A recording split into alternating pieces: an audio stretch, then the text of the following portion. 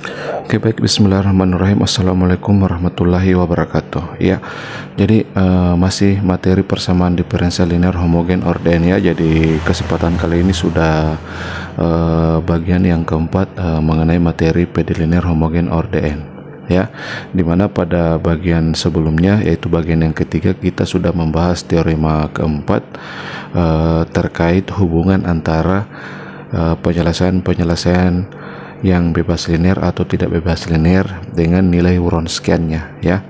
Nah, sekarang kita bahas untuk teorema yang kelima pada bagian yang keempat ini. Jadi kita tuliskan terlebih dahulu teoremanya. Jadi ini sebagai teorema yang kelima, yaitu sebagai hipotesisnya yaitu misalkan F1, F2 dan seterusnya sampai Fn ini adalah n penyelesaian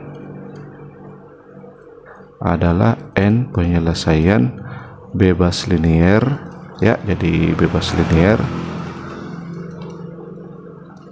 dari persamaan diferensial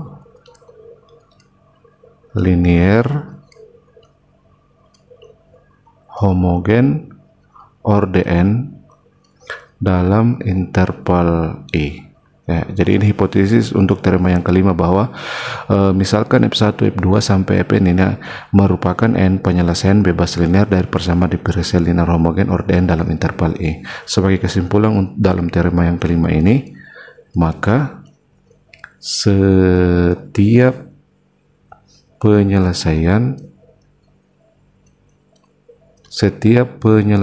F dari persamaan diferensial tersebut dapat dinyatakan sebagai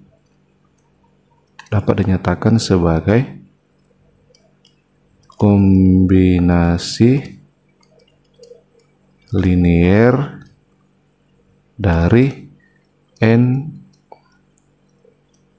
penyelesaian dapat dinyatakan sebagai kombinasi linear dari n penyelesaian tersebut. Oke. Nah, jadi sebagai kesimpulan dalam teorema ini bahwa setiap penyelesaian F dari persamaan diferensial tersebut ya, jadi persamaan linear homogen orden yang ini yang kita maksud ya, itu dapat dinyatakan sebagai kombinasi linear dari n penyelesaian tersebut. Maksudnya ini artinya di sini bahwa jika F1, F2 sampai Fn ini merupakan penyelesaian yang bebas linear, maka fungsi F ini sebagai salah satu penyelesaian dari persamaan diferensial tersebut itu dapat dinyatakan sebagai kombinasi linear dari F1, F2 sampai Fn ini. Jadi jika bentuknya kita tuliskan, yaitu bahwa fungsi F itu dapat dinyatakan sebagai kombinasi linear daripada F1, F2 sampai Fn. Itu artinya bahwa F sama dengan C1 F1 ditambah C2 F2 ditambah dan seterusnya sampai Cn Fn ya. Jadi penulisan F sama dengan ini itu menyatakan bahwa fungsi F ini sebagai penyelesaian dari persamaan diferensial ya, itu dapat dinyatakan sebagai kombinasi linear dari fungsi F1, F2 sampai Fn. Jadi ini merupakan bentuk kombinasi linearnya ya. Jadi ini kesimpulan untuk teorema yang kelima. Jadi kita berikan keterangan dengan memilih konstanta.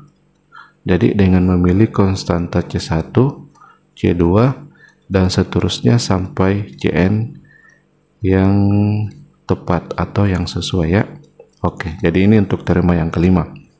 Jadi perhatikan, sebelum kita buktikan teorema ini, jadi kita pahami baik-baik teoremanya. Yang pertama, jika kita memiliki n fungsi seperti ini yang bebas linear yang merupakan penyelesaian dari persamaan diferensial linear homogen orden dalam interval I, maka setiap penyelesaian dari persamaan diferensial tersebut misalkan adalah F ya, maka F ini dapat dinyatakan sebagai kombinasi linear dari n fungsi ini yang merupakan penyelesaian bebas linear dari persamaan diferensial tersebut ya. Jadi F-nya itu dapat dituliskan seperti ini. Ini menyatakan bahwa bentuk ini menyatakan bahwa fungsi F ini merupakan kombinasi linear dari F1, F2 sampai Fn ya, dengan keterangan konstanta C1, C2 dengan sampai Cn ini itu kita pilih yang sesuai atau yang tepat ya. Nah, selanjutnya mari kita coba buktikan teorema yang kelima ini dengan menggunakan kasus PD linear homogen orde 2 ya. Jadi sebagai bukti pada untuk teorema yang kelima, di mana yang akan kita gunakan adalah PD linear homogen orde 2 ya. Jadi pertama-tama kita tuliskan terlebih dahulu hipotesisnya. Pertama-tama kita tuliskan bentuk umum daripada PD linear homogen orde 2. Jadi PD linear homogen orde 2, dia memiliki bentuk umum yaitu A0 dikali turunan kedua Y terhadap X ditambah A1 dikali turunan pertama Y terhadap X ya.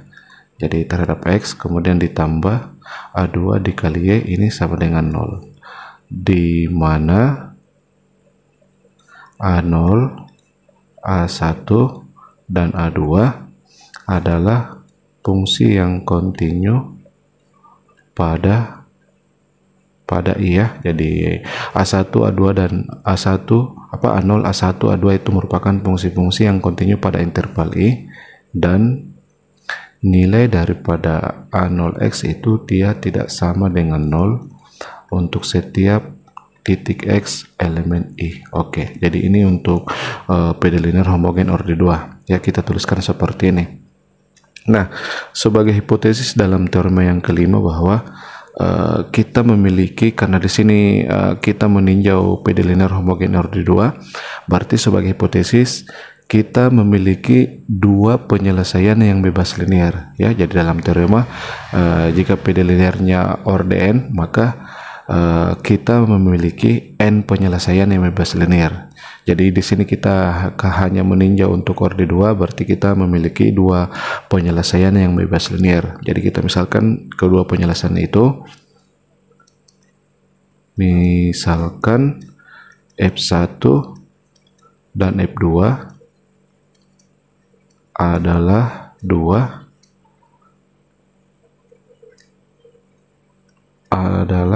penyelesaian bebas linear ya. Dua penyelesaian yang bebas linear dari persamaan diferensial di atas ya. Jadi persamaan diferensial orde 2 ini yang kita maksud ya. Jadi misalkan F1, F2 adalah dua penyelesaian bebas linear dari persamaan diferensial di atas dalam interval I. Oke. Jadi ini sebagai hipotesis untuk pembuktian ya. Jadi dalam teorema yang kelima bagian ini merupakan hipotesis. Nah, selanjutnya kita akan membuktikan bahwa setiap penyelesaian dari persamaan diferensial orde 2 ini itu dapat dinyatakan sebagai kombinasi linear dari F1 dan F2. Jadi pertama-tama kita munculkan satu penyelesaian dari persamaan diferensial ini ya. Jadi misalkan F adalah penyelesaian dalam teorema itu dia menggunakan kata setiap penyelesaian. Jadi pemisalan kita mengenai fungsi F ini, misalkan F adalah penyelesaian sembarang ya. Jadi misalkan F adalah penyelesaian sembarang dari PD persamaan diferensial linear homogen di atas ya. Jadi yang di atas ini yang sebagai hipotesis ya. Jadi ini yang kita misalkan bahwa F ini merupakan penyelesaian sembarang dari persamaan diferensial di atas. Nah, yang akan kita buktikan bahwa fungsi F ini dapat dinyatakan sebagai kombinasi linear dari F1 dan F2 dalam interval I, ya.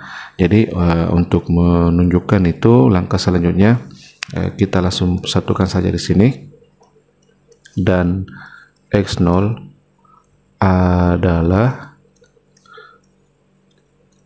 suatu titik dalam. Oke, jadi ini pemisalan kita bahwa misalkan F itu adalah penyelesaian sembarang dari persamaan diferensial di atas, dan X0 adalah suatu titik dalam interval I. Nah, selanjutnya melalui titik X0 ini kita bentuk sistem persamaan linear ya dalam variabel K1 dan K2. Jadi perhatikan SPL berikut ya dalam variabel K1 dan K2. Oke, jadi selanjutnya kita bentuk suatu sistem persamaan linear dalam variabel K1 dan K2 dengan melibatkan S0 ya. Jadi SPL yang kita maksud yaitu sebagai persamaan pertama K1, koefisiennya adalah nilai F1 di X0 ditambah dengan variabel K2, koefisiennya adalah nilai F2 di X0.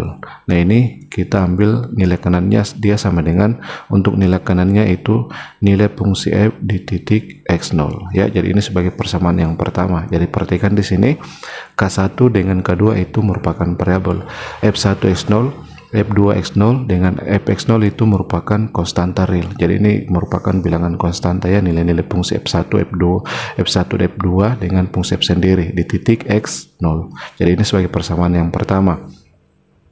Sebagai persamaan yang kedua yaitu K1 dikali dengan turunan pertama F1 di titik X0 ditambah K2 dikali turunan pertama F2 di titik X0. Nah, ini kita ambil nilai kanannya, dia sama dengan nilai turunan fungsi F di titik X0 ya. Jadi perhatikan untuk SPL yang kita bentuk ini. Nah, sekarang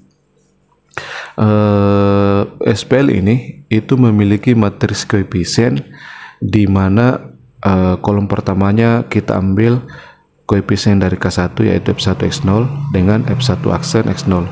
Sementara untuk kolom yang keduanya ini sebagai koefisien daripada variabel K2.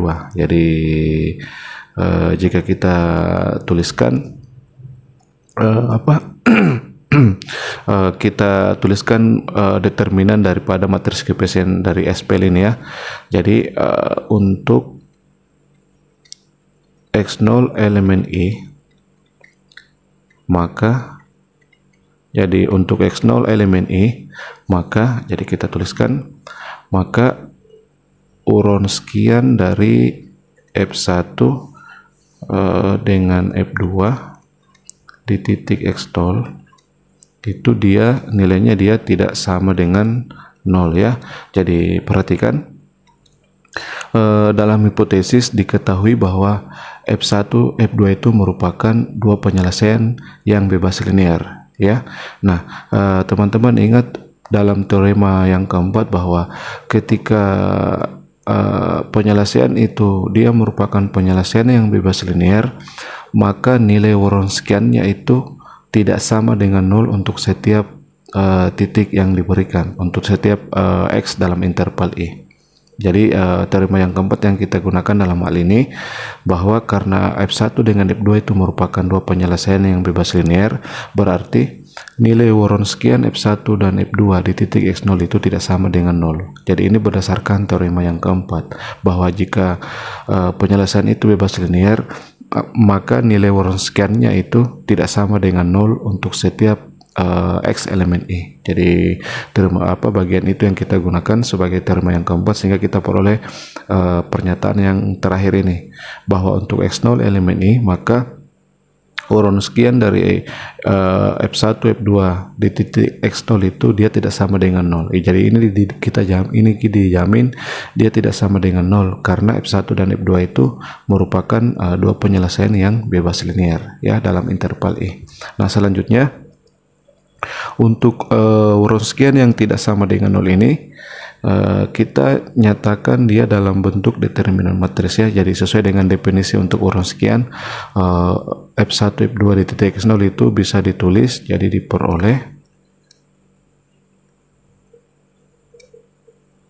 diperoleh bahwa determinan dari matris yang komponen intrinya kolom pertama F1 X0, kemudian F1 aksen X0 sebagai kolom pertama ya, kemudian untuk kolom yang kedua nilai daripada Fx2 di titik X0 dan nilai dari turunan F2 di titik S0, turunan pertama F2 di titik S0. Nah, di sini diketahui bahwa urun sekiannya itu dia tidak sama dengan 0, berarti determinan matris ini itu dia tidak sama dengan 0 ya. Jadi ini jika dirumuskan dia sama dengan ini, tidak sama dengan 0. Nah, sekarang perhatikan matris ini yang kita tuliskan determinannya dia tidak sama dengan 0 ya. Jadi perhatikan matris ini merupakan matris koefisien dari SPL ini ya. Jadi SPL ini dia matris koefisiennya, kolom pertamanya ini entry-nya F1 X0, F1 aksen X0. Nah, ini kita lihat sebagai kolom pertama. Kolom keduanya ini F2 X0, F2 aksen X0. Nah, ini juga kolom keduanya jadi sama dengan itu ya. Jadi ini merupakan matris koefisien dari SPL di atas, di mana determinannya dia tidak sama dengan 0. Nah, dalam perkuliahan aljabar linear, bahwa jika suatu SPL memiliki determinan matris koefisiennya itu tidak sama dengan 0, maka SPL tersebut memiliki penyelesaian tunggal ya. Jadi kita gunakan sifat itu sehingga nanti SPL ini kita dapat menuliskan bahwa SPL ini itu memiliki penyelesaian tunggal ya. Jadi akibatnya, jadi langsung saja kita tuliskan hasilnya ya. Jadi karena determinan dari matris koefisien untuk SPL ini dia tidak sama dengan 0 ya, sesuai dengan sifat dalam materi aljabar linear, bahwa SPL ini akibatnya SPL di atas ya, sistem persamaan linear di atas memiliki penyelesaian tunggal ya. Jadi SPL-nya itu dijamin memiliki penyelesaian tunggal karena matris koefisiennya itu memiliki determinan yang tidak sama dengan 0. Jadi di atas memiliki penyelesaian tunggal ya. Misalnya, jadi kita langsung memisalkan penyelesaian itu, misalnya K1 sama dengan C1 dan K2 sama dengan C2 ya. Kita berikan keterangan di mana C1 C2 adalah bilangan konstanta ya, atau kita tulis saja konstanta. Oke, jadi kita ulang ya. Jadi karena SPL ini determinan matris koefisiennya tidak sama dengan 0, maka SPL ini memiliki penyelesaian tunggal. Dalam hal ini kita misalkan bahwa K1 sama dengan C1, K2 sama dengan C2 ya. Jadi sebagai penyelesaian tunggal dari SPL ini yaitu nilai K1 sama dengan C1 dan nilai K2 sama dengan C2. Jadi K1 C1, K2 C2 ini merupakan pasangan nilai K1 dengan K2, dan ini penyelesaian ini bersifat tunggal ya.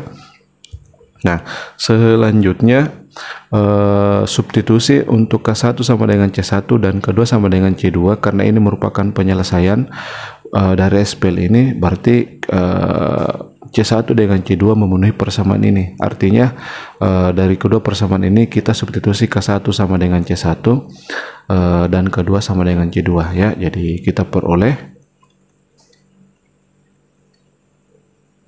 Jadi dari persamaan yang pertama K1 kita ganti dengan C1 ya, kita substitusi nilainya sama dengan C1 C1 dikali F1 X0, K2 kita ganti dengan C2 dikali dengan F2 di titik X0. Nah ini dia sama dengan nilai fungsi F di titik X0. Kemudian untuk K1 sama dengan C1, K2 sama dengan C2 kita substitusi pada persamaan yang kedua. Jadi kita peroleh C1 dikali turunan pertama F1 di X0, kemudian ditambah C2 dikali turunan pertama X2 di X0, ini sama dengan turunan fungsi F, turunan pertama fungsi F di titik X0 ya. Jadi kita memperoleh dua bentuk yang seperti ini ya. Jadi ini terpenuhi seperti ini karena C1 dengan C2 itu merupakan penyelesaian dari SPL ini. Nah selanjutnya dari yang kita hasilkan terakhir ini, selanjutnya kita memisalkan bahwa nilai Fx0, nilai F di titik X0 itu dia sama dengan alpha 0 ya, dan nilai turunannya di titik X0 itu sama dengan alpha 1. Jadi Fx0 itu ini yang kita maksud ya, turunan F itu di X0 itu dia ini sama dengan ini ya, yang kita maksud itu kita misalkan bahwa nilainya alpha 0 dan alpha 1 ya. Nah selanjutnya kita gunakan teorema dasar eksistensi ketunggalan dan eksistensi dan ketunggalan penyelesaian, bahwa jadi kita tuliskan adalah selanjutnya berdasarkan teorema. Jadi berdasarkan teorema dasar eksistensi dan ketunggalan, berdasarkan teorema dasar eksistensi dan ketunggalan penyelesaian, di mana materinya ini kita berikan pada bagian yang pertama untuk materi persamaan diferensial linear ORDN ya. Jadi berdasarkan teorema dasar eksistensi dan penyelesaian dan ketunggalan penyelesaian, maka untuk X0 elemen I ya, jadi X0 elemen I dan konstanta alpha 1 konstanta alpha 0 dan alpha 1. Jadi maka untuk S0 elemen ini dan konstanta alpha 0 dan alpha 1 koma ya, terdapat penyelesaian tunggal ya. Jadi terdapat penyelesaian tunggal yang memenuhi penyelesaian tunggal, yaitu, jadi dalam hal ini yang kita masuk penyelesaian tunggalnya itu ini ya, yaitu F sedemikian sehingga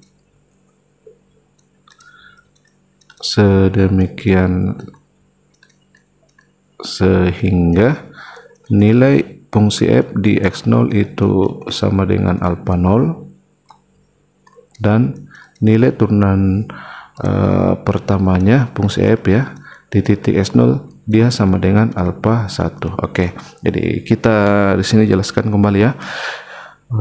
Berdasarkan teorema dasar eksistensi dan ketunggalan penyelesaian, maka untuk titik X0 elemen I dan konstanta alpha 0 alpha 1, berdasarkan teorema ini maka terdapat penyelesaian tunggal yaitu F ya. Jadi yang kita masuk penyelesaian tunggal di sini yaitu fungsi F ini, karena fungsi F dia memenuhi ini ya, sebagaimana yang kita tuliskan di bawah ini.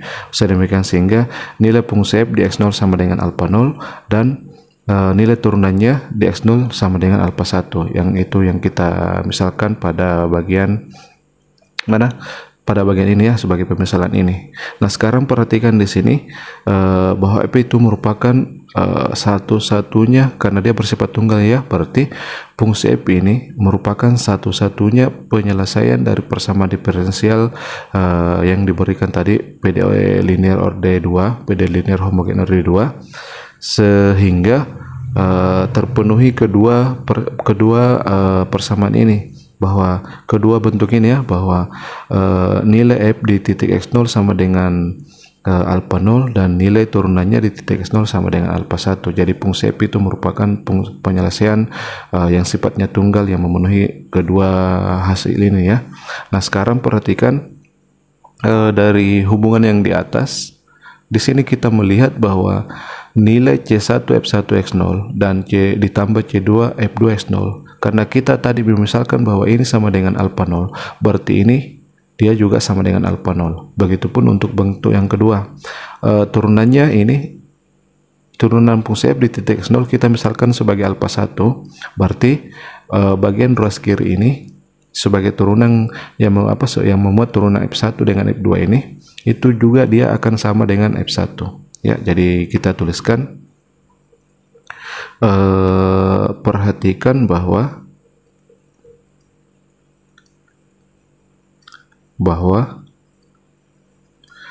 kombinasi linear dari F1 dan F2, jadi ini ya merupakan kombinasi linear dari F1 dan F2 juga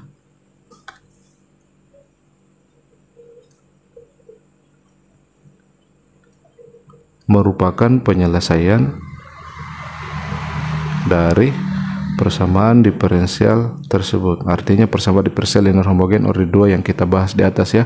Jadi perhatikan bahwa kombinasi dari fungsi F1, kombinasi linear dari fungsi F1 dan F2 yang kita tuliskan seperti ini, itu juga penyelesaian dari persamaan diferensial tersebut. Jadi pernyataan ini itu kita menggunakan teorema dasar persamaan diferensial homogen, bahwa kombinasi linear dari penyelesaian suatu PD itu juga akan menghasilkan fungsi yang juga termasuk sebagai penyelesaian dari persamaan diferensial tersebut ya. Jadi hal seperti ini yang kita maksud. Karena F1 dan F2 merupakan penyelesaian dari persamaan diferensial order 2, maka kombinasi linearnya juga merupakan penyelesaian dari persamaan diferensial tersebut. Jadi hal ini kita peroleh berdasarkan teorema dasar persamaan diferensial homogen persamaan diferensial homogen Dn ya, dimana materi untuk teorema yang kedua kita bahas pada bagian pertama untuk materi persamaan diferensial linear homogen Dn ya. Nah, jadi di sini kita memperoleh bahwa kombinasi linear dari F1 dan F2 ini itu juga penyelesaian dari PD tersebut yang memenuhi yang pertama. Jadi bentuk yang di atas kita tuliskan kembali, yang memenuhi bahwa nilainya di X0 C2 F2 X0 ya. Nah, ini yang kita maksud, ini adalah nilai ini ya, nilai fungsi ini di titik X0. Jadi kita tuliskan seperti ini, dia nilainya sama dengan alfa 0. Perhatikan bentuk di atas bahwa ini dia sama dengan Fx0, di mana Fx0 itu kita misalkan sebagai alfa 0, berarti ini dia sama dengan alfa 0. Jadi ini yang kita tulis di bawah ya. Dan yang kedua juga memenuhi C1 F1 aksen. Jadi kita geser dulu,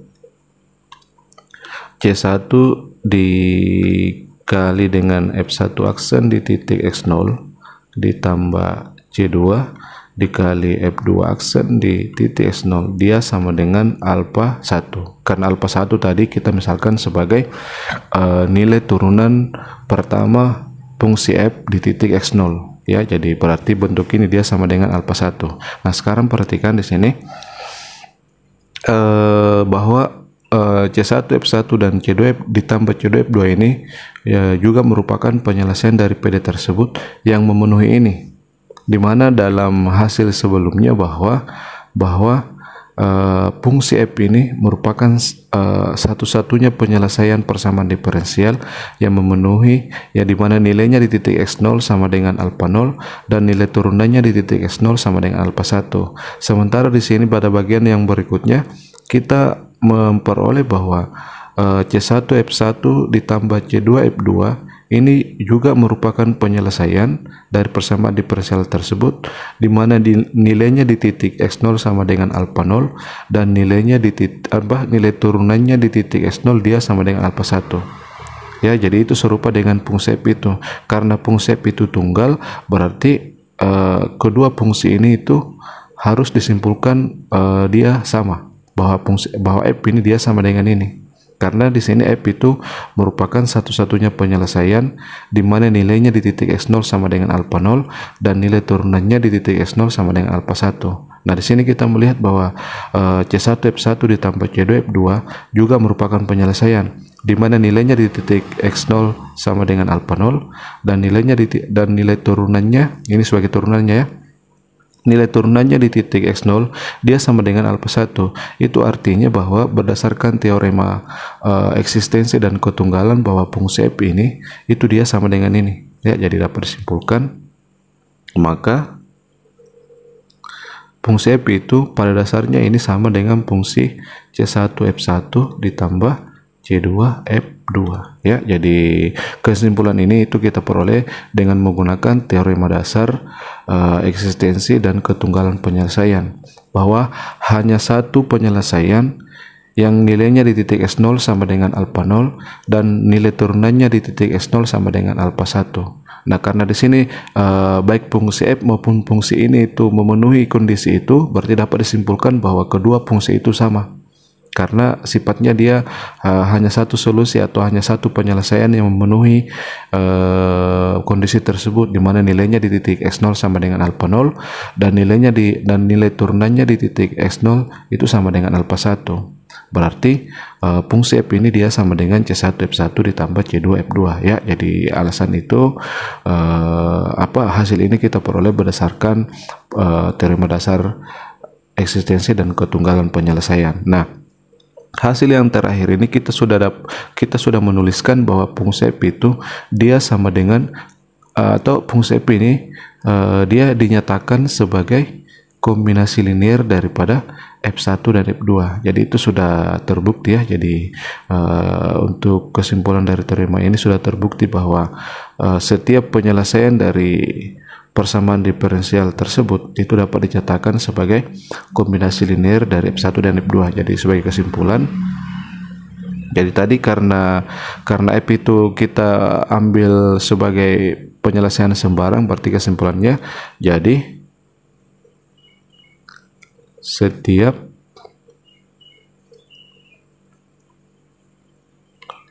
penyelesaian dari persamaan diferensial tersebut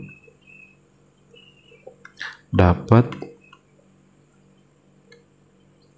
dinyatakan sebagai kombinasi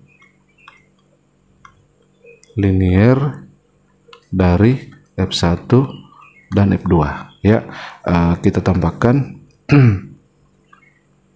dalam interval I. Jadi kita tambahkan dalam interval I. Oke.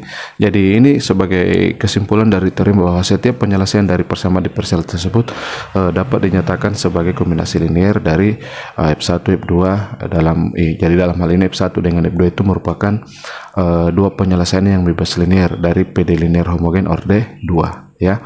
Jadi itu untuk teorema yang kelima. Jadi dari teorema ini dapat kita mengatakan untuk f1 dengan f2 ini dapat dikatakan sebagai dua penyelesaian dasar dari PD tersebut ya, dimana nanti karena f1 dengan f2 ini merupakan penyelesaian yang bebas linear, maka dari kedua fungsi ini itu dapat dibentuk penyelesaian umum dari persamaan diferensial linear homogen orde 2 tersebut ya. Nah, selanjutnya kita berikan contoh yang mengilustrasikan maksud dari teorema kelima ini ya. Jadi sebagai contoh kita bahas pada halaman berikutnya ya. Oke, jadi ini sebagai contoh untuk teorema yang kelima sebagai ilustrasi aja dari teorema yang kelima.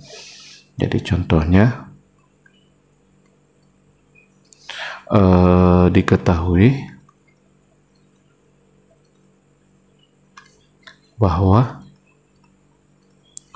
F1 sama dengan sin X, koma, ya. Kemudian sebagai fungsi F2 adalah cos X. Ini adalah dua penyelesaian. Jadi diketahui bahwa F1 sama dengan sin X, F2 sama dengan cos X adalah dua penyelesaian yang bebas linear, ya. Yang bebas linear dari persamaan diferensial berikut. Jadi persamaan diferensialnya itu turunan kedua Y terhadap X ditambah Y sama dengan 0 dalam interval min tahingga sampai tahingga, ya. Jadi ini diketahui bahwa fungsi F1 sama dengan sin X dan F2 sama dengan cos X itu adalah dua penyelesaian yang bebas linear dari persamaan diferensial ini dalam interval minus tahingga sampai tahingga. Jadi pada bagian sebelumnya untuk persamaan diferensial ini dengan kedua penyelesaian ini itu kita sudah membuktikan bahwa atau menunjukkan bahwa F1 sama dengan sin X dan F2 sama dengan cos X itu merupakan dua penyelesaian yang bebas linear, ya. Jadi ini kita sudah bahas pada sebagai contoh pada bagian yang ketiga, ya, pada bagian yang ketiga sebelumnya. Nah, selanjutnya kita akan menunjukkan bahwa penyelesaian lain dari persamaan diferensial ini, ya, penyelesaian lain dari persamaan diferensial ini itu dapat dinyatakan sebagai kombinasi linear dari F1 dan F2 ini sesuai dengan teorema yang kelima, ya. Jadi sebagai solusi yang pertama, solusi lain daripada teorema persamaan diferensial ini, misalkan fungsi F-nya, ya. Jadi yang kita masuk adalah fungsi F-nya. Misalkan F itu dia sama dengan sin X ditambah dengan pi per 6, ya. Jadi ingat intervalnya dari minus tahingga sampai tahingga. Jadi misalkan fungsi F sama dengan sin X ditambah pi per 6. Nah, ini untuk fungsi F sama dengan sin X ditambah pi per 6. Ini merupakan salah satu penyelesaian, ya. Ini merupakan penyelesaian khusus, ya, dari persamaan diferensial ini. Jadi jika kita menguji pada persamaan diferensial di atas, kita butuhkan turunan kedua dengan fungsinya sendiri. Jadi untuk fungsi F ini kita tentukan terlebih dahulu turunan keduanya. Jadi sebagai turunan pertamanya, jadi ini sebagai Fs, ya. Jadi kita tulis variabelnya Fs sama dengan sekian. Nah, sebagai turunan pertama dari fungsi F itu dia sama dengan, dia berbentuk sin, turunan daripada sin itu adalah cos, ya, dikali cos sudutnya yaitu X ditambah pi per 6, ya. Jadi turunan dari sin X ditambah pi per 6 dia sama dengan ini, ya. Nah, selanjutnya yang kita perlukan adalah turunan kedua. Jadi pertama kita uji dulu apakah fungsi F ini merupakan solusi dari persamaan diferensial ini. Jika terbukti bahwa F sama dengan sin X ditambah pi per 6 merupakan penyelesaian dari persamaan diferensial ini, maka fungsi F ini itu dapat dinyatakan sebagai kombinasi linear dari F1 sama dengan sin X dan F2 sama dengan cos X sesuai dengan teorema yang kelima, ya. Nah, sekarang turunan kedua daripada fungsi F itu adalah di sini cos X ditambah pi per 6, berarti jika diturunkan cos turunannya adalah minus sin, ya, min sin, lalu sudutnya X ditambah pi per 6. Oke, ini sebagai turunan kedua. Nah, sekarang yang kita perlukan turunan keduanya fungsi F dengan F-nya sendiri. Jadi kita uji. Di sini kita ganti dengan turunan kedua fungsi F. Jadi kita tuliskan F aksen X ditambah Y berarti fungsi F sendiri. Oke. Nah, ini kita kita tunjukkan bahwa hasilnya ini agar dia memenuhi ini maka dia harus sama dengan 0, ya.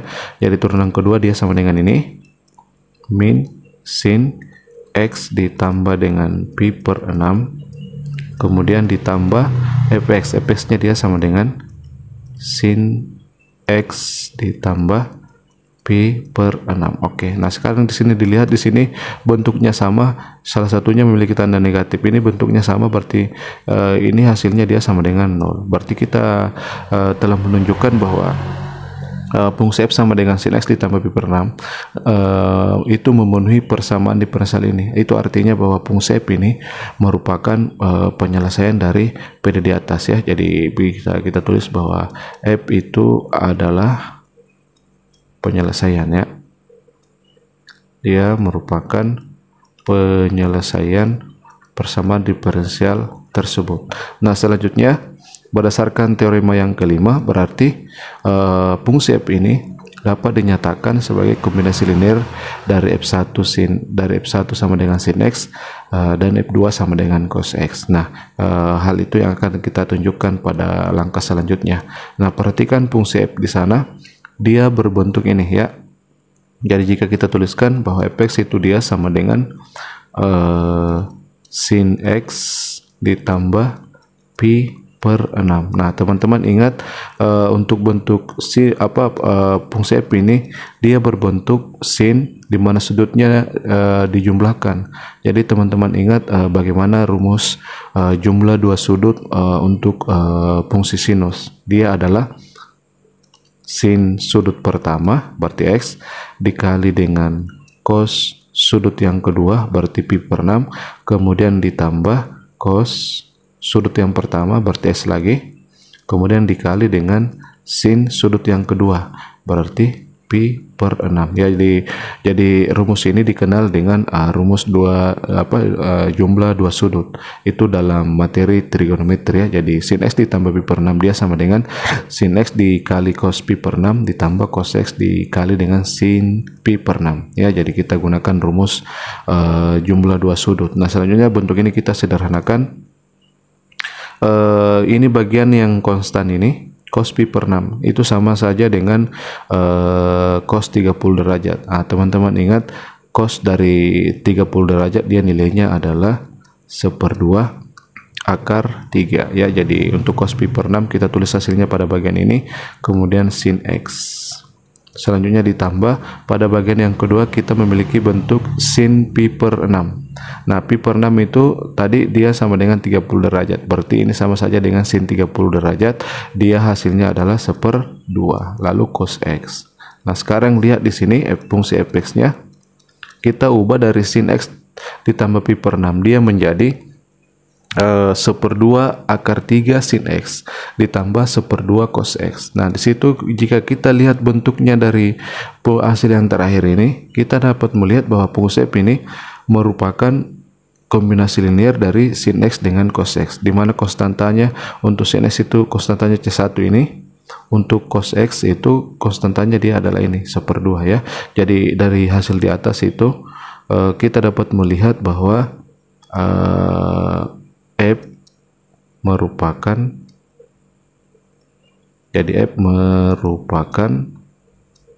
kombinasi linear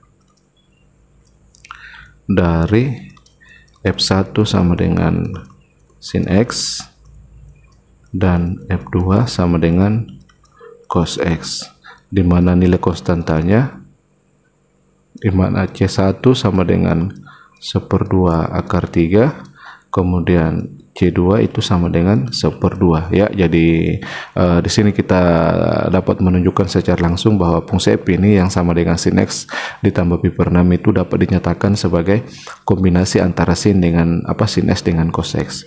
Jadi 1/2 akar 3 ini kita ambil sebagai nilai dari C1, konstanta C1, kemudian 1/2 ini merupakan nilai daripada konstanta C2 ya. Nah, itu ilustrasi dari teorema yang kelima bahwa setiap penyelesaian ya, jadi ini contohnya itu dapat dinyatakan sebagai kombinasi linear dari f1 dan f2, di mana f1 dan f2 itu merupakan dua penyelesaian yang bebas linear ya. Jadi seperti ini maksud dari teorema yang kelima. Nah, sebagai penyelesaian yang lain yang akan kita nyatakan sebagai kombinasi linear dari dari F1 sama dengan sin X dan F2 sama dengan cos X. Misalnya lagi, kita ambil lagi solusi yang lain. Misalkan Fx itu sama dengan cos X ditambah dengan, jadi cos X ditambah, misalkan di sini yang kita gunakan adalah pi per 4 ya. Jadi misalkan ini fungsi f-nya. Nah, sebelum kita tunjukkan bahwa ini juga dapat dinyatakan sebagai kombinasi linear dari sin dengan cos, terlebih dahulu kita uji apakah fs sama dengan cos x ditambah pi per 4 itu merupakan penyelesaian dari persamaan diferensial di atas ya tersebut. Nah, ini kita tentukan turunan pertamanya.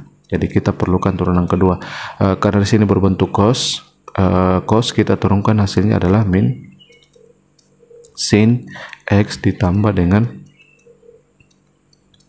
pi per 4. Kemudian bentuk itu kita turunkan lagi sebagai turunan kedua dari fungsi F, berarti minusnya tetap sin X ditambah pi per 4 itu dia turunannya adalah cos X ditambah dengan pi per 4. Oke. Nah, selanjutnya bentuk persamaan diferensialnya yaitu turunan kedua Y terhadap X ditambah dengan Y. Nah, ini sekarang kita substitusi. Apakah nanti setelah kita substitusi turunan kedua F dengan F sendiri itu akan menghasilkan 0. Jadi turunan kedua Y terhadap X, berarti ini yang kita maksud. Kita tulis cos X ditambah pi per 4 ya. Kemudian ditambah Y, berarti ditambah fungsi F-nya yaitu di atas cos X ditambah pi per 4. Nah, bentuk ini jika kita lihat itu dia karena bentuknya sama, karena di sini negatif, maka hasilnya dia sama dengan 0. Berarti dari sini dapat kita lihat bahwa F itu adalah, karena dia memenuhi persamaan diferensial ini, maka dia di mana hasilnya sama dengan 0, berarti dia memenuhi persamaan diferensial ini. Itu artinya bahwa F adalah penyelesaian dari persamaan diferensial tersebut. Nah, ya, jadi kita sudah tunjukkan bahwa Fx sama dengan cos X ditambah pi per 4 itu merupakan penyelesaian dari persamaan diferensial tersebut. Di mana selanjutnya fungsi F ini kita nyatakan sebagai kombinasi linear dari F1 dan F2 sebagaimana maksud dari teorema yang kelima ya. Nah, sekarang fungsi F-nya kita tuliskan.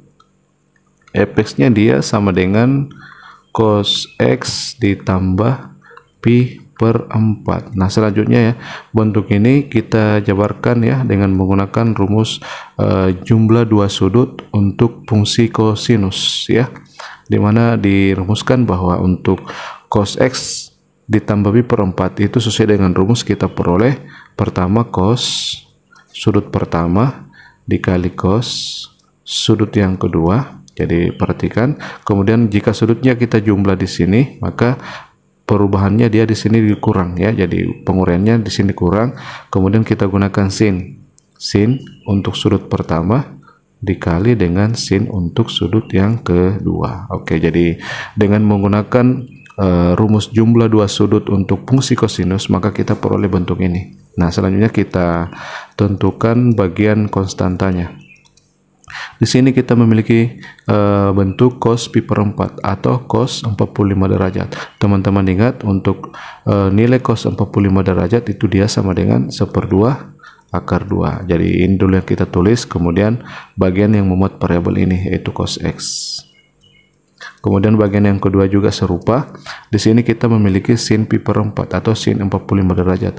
Itu nilainya sama yaitu 1/2 akar 2. Kemudian bagian yang memiliki variabel yaitu sin X. Nah, di sini jika kita tulis secara berurutan, ini sin itu merupakan fungsi F1, cos itu merupakan fungsi F2. Jika bentuk ini kita tuliskan untuk F1-nya terlebih dahulu, berarti minus akar 2 sin X ditambah jadi min 1/2 akar 2 sin X ditambah 1/2 akar 2 cos X. Nah, di sini kita dapat melihat secara langsung bahwa fungsi F sama dengan cos X ditambah pi per 4 itu dapat dinyatakan sebagai, ini kita lihat ini merupakan bentuk kombinasi linear dari sin X dengan cos X, di mana konstanta C1-nya adalah ini, konstanta C2-nya adalah ini.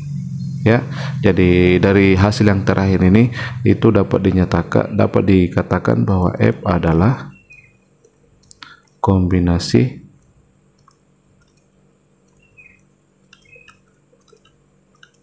linier dari F1 dan F2 ya. Jadi merupakan kombinasi linier dari fungsi F1 dan F2 dengan konstanta C1 itu dia nilainya sama dengan 1/2 akar 2, dan konstanta C2 juga nilainya sama dengan 1/2 akar 2. Oke, jadi ini maksud dari teorema yang kelima. Jadi perhatikan syaratnya bahwa ketika F1 dan F2 itu merupakan dua penyelesaian yang bebas linier dari suatu persamaan diferensial linier orde 2, maka setiap solusi misalnya seperti ini, maka solusi ini tuh dapat dinyatakan sebagai kombinasi linier dari F1 dan F2 itu, yaitu kita di sini kita peroleh untuk Fs sama dengan cos X ditambah pi per 4 itu dapat dinyatakan dalam bentuk seperti ini, yang merupakan kombinasi linier dari F1 sama dengan sin X, F2 sama dengan cos X ya. Jadi kurang lebih seperti ini maksud atau ilustrasi daripada teorema yang kelima. Jadi ingat bahwa pada teorema yang kelima itu bahwa setiap penyelesaian itu dijamin dapat dinyatakan sebagai kombinasi linear dari penyelesaian yang lain. Ingat syaratnya bahwa penyelesaian yang lain itu jika persamaan diferensialnya orde n, maka penyelesaian yang lain itu ada sebanyak n, itu haruslah bebas linear ya. Jadi seperti itu untuk teorema yang kelima. Oke, saya rasa untuk bagian ini selesai ya. Selanjutnya kita bahas untuk bagian yang ini sudah bagian yang keempat, berarti bagian yang kelima nanti insya Allah pada kesempatan berikutnya ya. Jadi kita pada bagian yang kelima nanti kita bahas materi mengenai bagaimana menentukan penyelesaian persamaan diferensial linear orde 2 dengan menggunakan metode reduksi orde. Oke, sekian.